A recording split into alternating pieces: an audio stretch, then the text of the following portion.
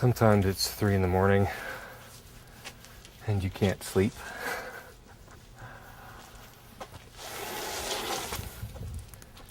Great time for Rebel Tango. Because why not? Rebel Tango can be an act of personal rebellion. Even if nobody sees it.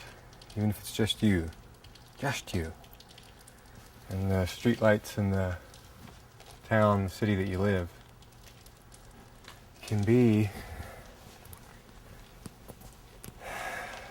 your dance for the sake of it, for nothing else. If you don't have a partner, well, dance with the shadows.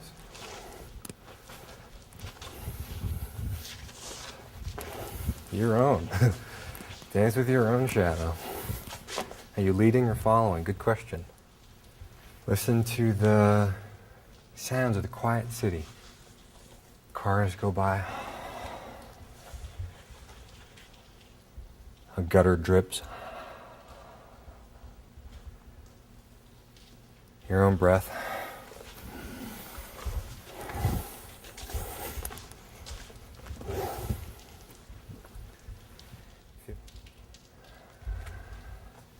It's a different focus.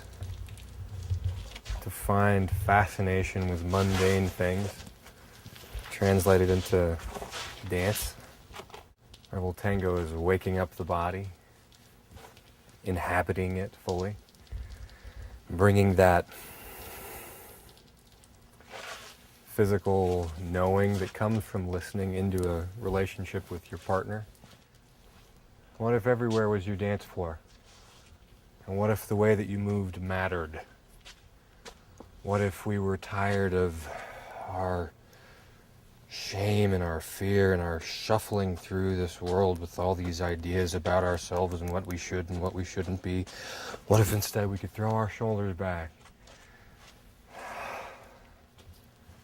in and out of the embrace, the tango embrace? We could walk as if it mattered, as if the world was something beautiful and worth encountering.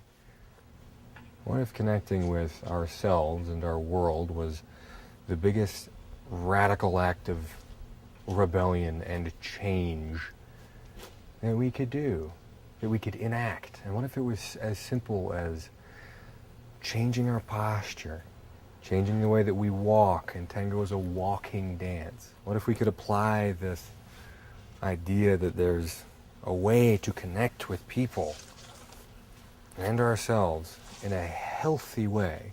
What if we could apply that to everything and everybody, all of our relationships? It doesn't take two to tango. It takes two individuals fully occupying their own space, their own balance, their own flexibility, their own strength as individuals, and bringing that into a partnership and having a relationship that's based on that personal integrity. That personal integrity leads to a healthy communication.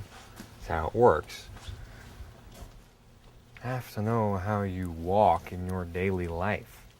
Where do you hold your pain? Where do you hold your joy? Where is all that? And how can you be aware of it, and through becoming aware of it, change it? How can you become upright? And is that uprightness relevant? Well, I think it's absolutely relevant. It's that uprightness which gives us the mojo to actually get after it and make a change in the world. Changing something as simple as your posture can be one of the greatest acts of rebellion, of defiance that there is. So you define your personal integrity throughout the course of the exercise, some of the exercises that I'll lay down for you. But you do it in your daily life. You take everything that we're going over, all the exercises and all the tangoiness, and if you can apply those principles just to something as simple as walking down the sidewalk, then you've done something tremendous, and you've changed the world. You've become another example of a human being who is occupying their space, and who's aware and conscious of their environment through the lens of their body, their kinesthetic awareness. No skateboarding, no roller skating, no inline skating, or posting of handbills allowed. Well, they don't say anything about dance, do they? So fuck them.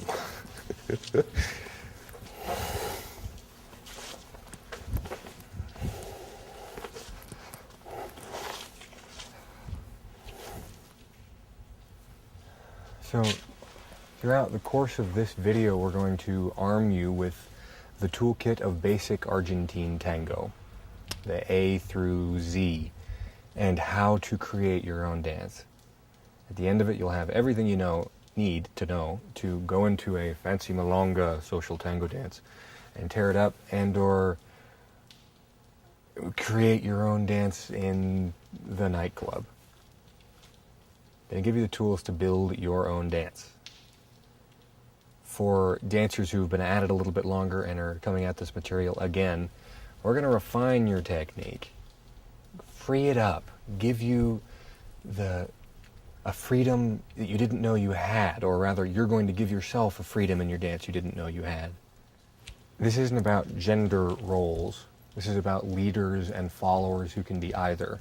If throughout the course of this video I manage to slip up and refer to the leader as him and the follower as her, that's my own conditioning, and because the majority of the group classes that I've taught throughout the course of my life as a dance teacher, it's been mostly men who want to lead and mostly women who want to follow, and there's nothing wrong with that. But one of the big things that I'd like to convey is that it's not that men lead and women follow.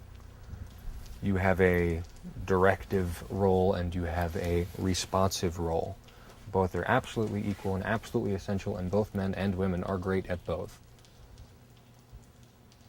In fact, knowing both is essential to either.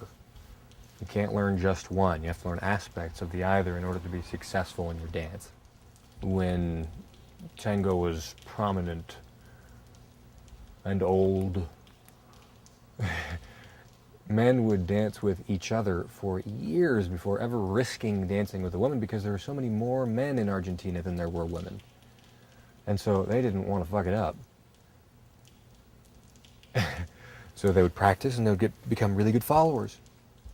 And then they would work towards leading, and then when they felt, okay, I can do this, then they would go into the embrace with a woman, kind of a rite of passage.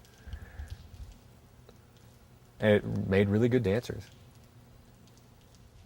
We're going to be using a lot of tango vocabulary, and it'll be very easy to learn it. We're going to be talking about the free leg and the standing leg and how they relate to each other. We're going to be talking about the open and the closed side of the embrace. We're going to be talking about front crosses, back crosses, and open steps. We're going to be talking about cross system and parallel system. All of these are the basic building blocks, which once you have clearly defined, you can use to build your own dance. We're going to talk about the center and the circle as defined by one person's center of balance and the other person moving around it. We're going to talk about how to come into a deep awareness of the center while you're the circle, and how to occupy a strong center while the circle moves around you. We're going to talk about the tango spiral, upper body and lower body, how to disconnect our upper body from our lower body, because it's cool and sexy and fun. We're going to add a little bit of funky on the tango. We're going to play with levels. Tango traditionally hangs out here for its entire boring existence as it hobbles feebly from one place to the next. Well, we're going to play with going low with it. We're going to play with the 4-step pattern and the 6-step pattern, which are just ideas that you can use to fit in any music, in any space. It can be really small with the thing, or you can sweep across the floor with them. Oh, you're going to love this. This is going to be fantastic and simple. So have fun with it. The more fun you can have watching this, the quicker you'll learn the material. Isn't that fun? The more fun you can have learning this material, the quicker you'll learn the material. I promise you.